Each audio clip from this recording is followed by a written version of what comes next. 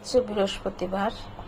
তো বৃহস্পতিবারে রান্নার অতটা ঝামেলা করি না, বেশিরভাগই হচ্ছে ভর্তা দিয়ে চালিয়ে দিই।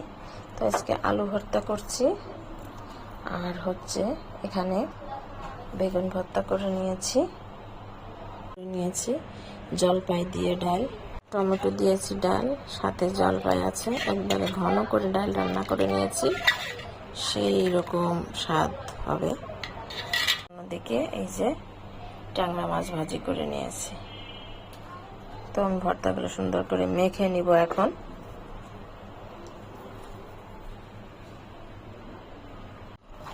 ছোট আলু বলতে এগুলো হচ্ছে লাল আলু। লাল আলু হচ্ছে একটু শক্ত টাইপের হয়, এই জন্য ভর্তা করতে একটু বেশি সময় লাগে। একটু শক্ত হওয়ার কারণে একটু শক্তি দিয়ে চটকানো লাগে আর কি। তো আলু ভর্তা কমপ্লিট।